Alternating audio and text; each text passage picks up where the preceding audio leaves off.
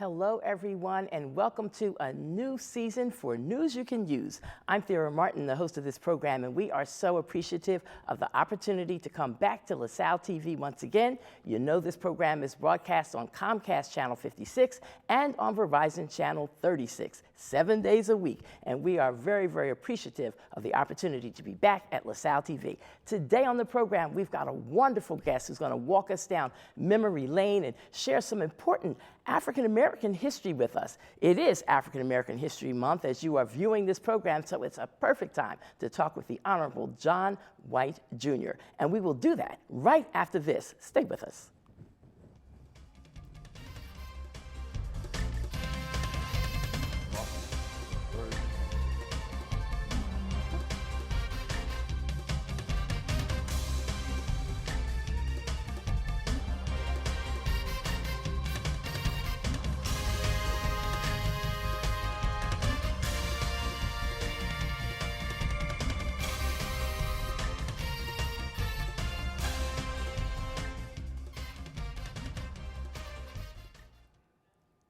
And here we go with a wonderful show, everybody. Just so get ready to sit back, relax, and enjoy, and take some notes maybe, because this is some real African-American history. Thank you for joining me. Thank you very much for having me today. It's wow. Good to see you. It is good to see you. I am just delighted for this opportunity. Real quick, I think I should tell our viewing and listening audience that our guest, Mr. John White, Jr., is an icon in Black history in Philadelphia. He is, and I have to give him credit where credit is due for the labor and the work he's done as a former state representative, then as a Philadelphia City Councilman, 9th Council District, and then as Secretary of the Department of Public Welfare. That was in the Bob Casey administration. 87, okay. Yeah.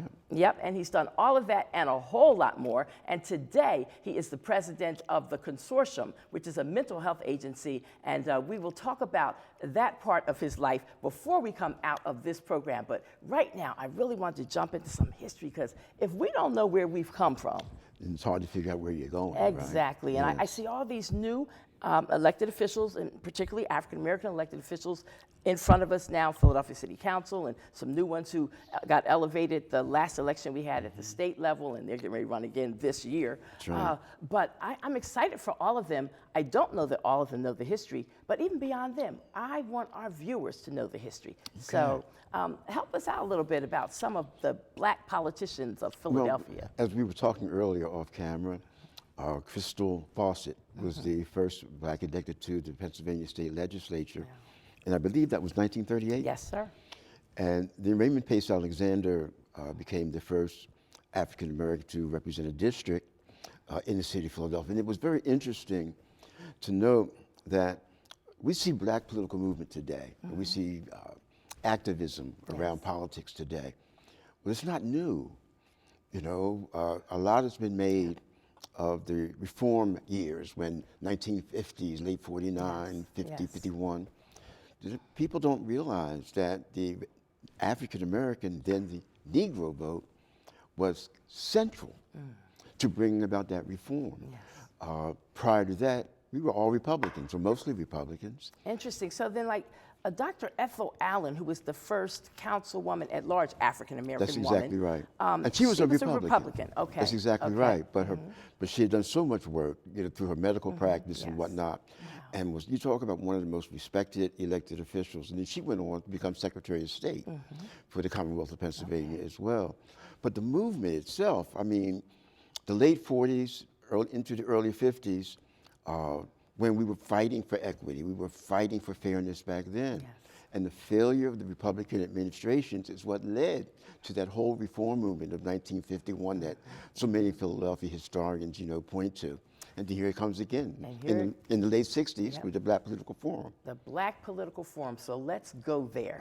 So when we talk about John White Jr., there was a John White Sr., your father, who was a critically important part of the Mount Carmel Baptist Church in West Philadelphia. That's where we come out of, and that's how I first even met the White family, being a member at Mount Carmel Baptist Church.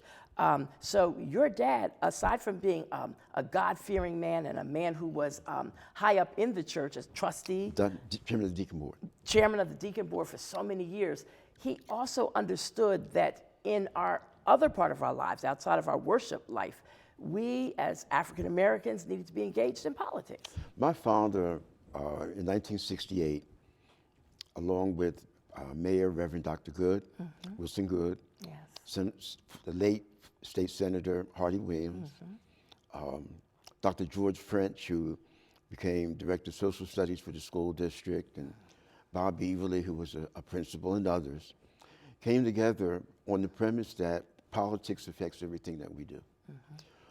And they used to say, from the time you were born, if a politician doesn't sign your birth certificate, until the time you die, if a politician doesn't sign your death certificate, you never existed.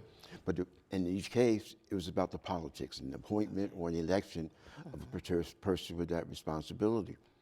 And so, let me ask a question. So when the Black Political Forum was first born, Wilson Good wasn't the mayor yet, right? no, Wilson Good, this is 1968. Okay. Wilson Good was the head of a community development organization, Philadelphia Citizens for the Advancement of, PCCA is what it was called. And he was the executive director of it. None of the founders of the Black Political Forum were elected officials. And they started meeting like at your parents' house They in the started at basement or something? 6147 Sansom Street. And then the late Leonard Roberts, who was a real estate agent and broker, had a vacant building on the corner of 52nd and Race, 151 North 52nd Street. And that became, he donated that to the forum for a place to meet and to discuss issues and whatnot. And so, yes, it was right there in the community. They weren't downtown. And so it was out of that Black Political Forum that nurtured up-and-coming African-American elected officials. Yes, but don't overlook the fact that to get to that point, there had to be a lot of voter education, a lot of political education. We had not been participating. Every elected official who was of color, from 1951 to 1971, when Hardy Williams ran, was a party person. They were still handpicked by the Democratic Party to serve. So the whole point was you should be electing people not based so much on their party affiliation, but based on the principles and the values that they brought to that equation. What do you stand for in terms of representing our community? And so they educated so many people. The churches were involved, community centers, block captains. They did it right. They do what's going on now, right? They took a small voting machine, right? And they took it around and they showed people how to split their ticket, how to vote for an individual. And if it weren't for that, there wouldn't have been a Hardy Williams. There wouldn't have been a Dave Richardson. There certainly wouldn't have been a John White Jr.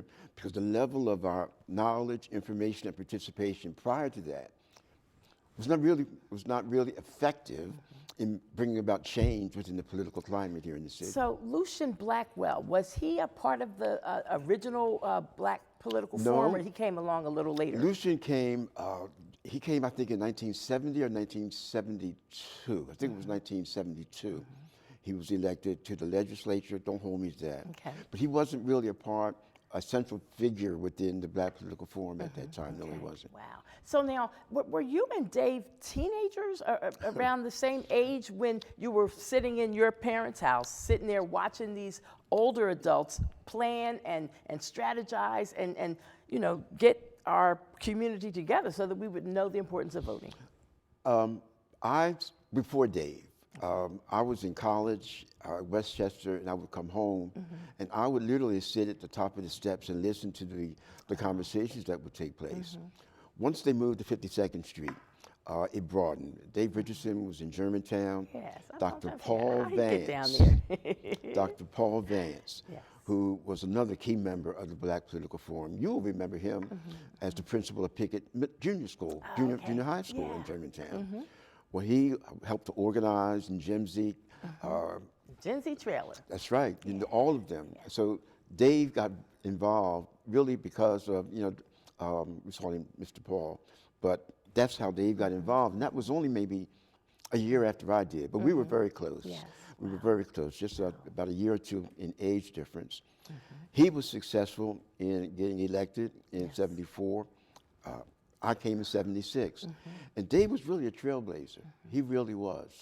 But I mean, for all of that studying and watching and listening to the the elders, as they were planning and putting together the strength of the Black Political Forum, did you get an inkling in your head back then, even as a teenager, looking and listening, that you wanted to run for political office yourself? Okay. Not only did I have no inkling of it, my father was opposed to it. Ah, what? Yeah, he thought that. History. Yes, he was very concerned because he thought I was too sensitive, right? But when I launched it, without his support initially, I learned a lot. I understood what he meant. You know, I was a little immature and sensitive, but that was in 1974. I grew up a lot in 2 years. I bet you did. And history goes on. We're going to continue our conversation with Mr. John White Jr. in just a couple of minutes, and I'm loving having this opportunity. This past summer of 2023, you were celebrated with a street renaming up in the Mount Airy section of Philadelphia, and a ton of people showed up. Yeah, it was one of the most, if not the most humbling event that I've ever participated in. It was on Vernon Road. Vernon Road. Yep. They renamed it the Honorable John F. White Jr. Way, and that was in October. And I can't, I really can't formulate the words to tell you how it felt to see several hundred people to come out. Windy, stormy kind of day. Sure, it was windy. And we wasn't going nowhere. Everybody was staying to watch all of that unfold. And people did. Yes, and yes. It's what a tribute for our family, really. And the significance to Vernon Road, you used to have a campaign office? My first office. Okay. Was right there in the 1400 block of Vernon Road, the little storefront. And it all I can tell you is that I'm still on cloud nine about it. Yeah, yeah. But my grandchildren were there to witness it, you know? That's super special. And they never really understood what I was doing. But that, I think, really ignited their curiosity about the kind of service that all of us as a family have been providing, and they continue today. That's awesome. That is awesome. We'll keep this conversation going in just a moment. You are watching News You Can Use. We'll be back. Stay with us.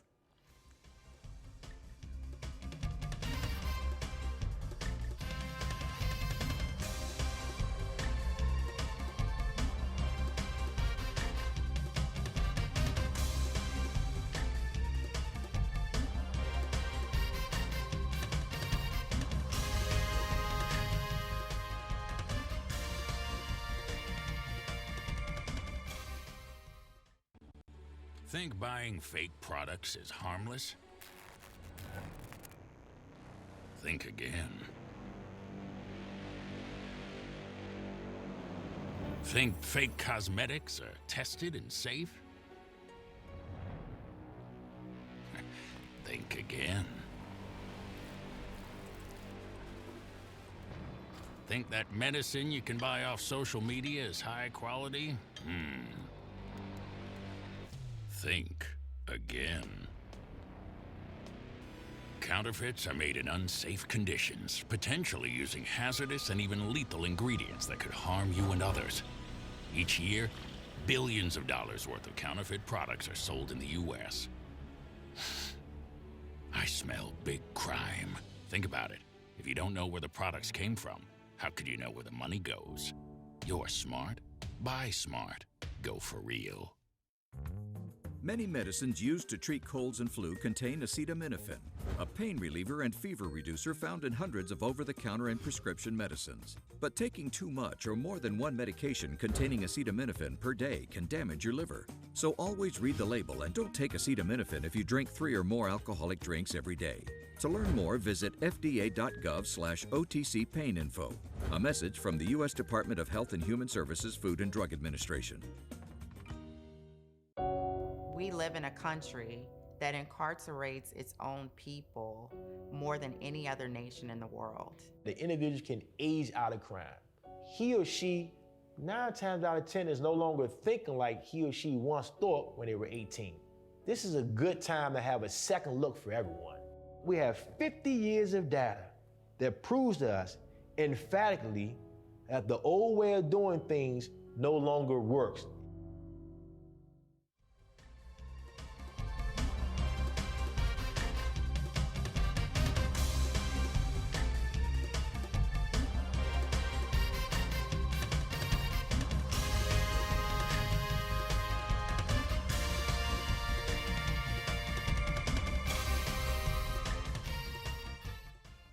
And we're back with the second portion of our first show of the new season in 2024. I am just so thrilled to have this opportunity to be back. And on the first show, as we're coming into African American History Month, who better to talk to than John White Jr., who has so much knowledge and history about Philadelphia politics in general, and then about Black politics in Philadelphia.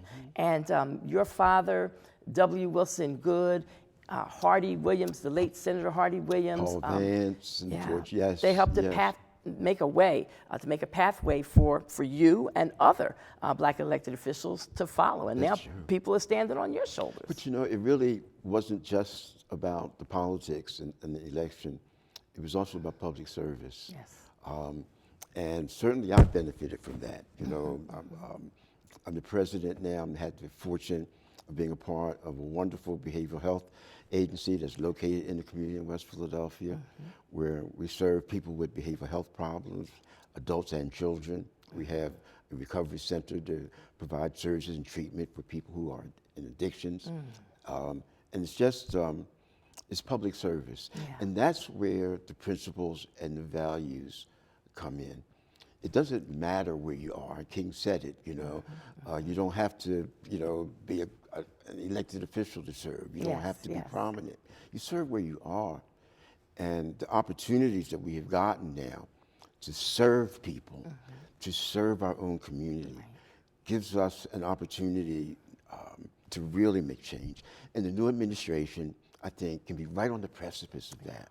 If we're able to gather the innate talents and the commitment that people have made over the years to the city and to our community, and bring it together in a unified way to focus on those matters and issues that are most important to us, can really make a difference. So when you see a person like Anthony Phillips, who is the current councilperson for the 9th District, you were the councilperson for the 9th District, and then Marion Tasco came after you, and she held it for years. And then she mentored Sherelle Parker, and Sherelle became the councilperson for that 9th District. I tell you, the 9th District has had some amazing leadership, and that's, the 50th ward, I know.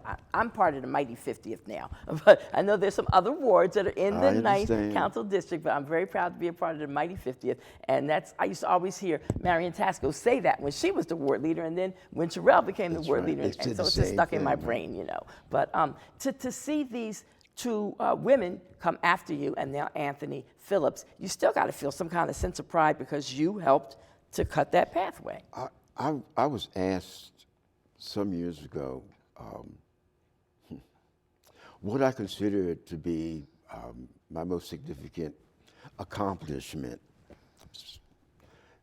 And I remember I said the opportunities that I've had to work with and be a small part of the success of others who've gone on to serve.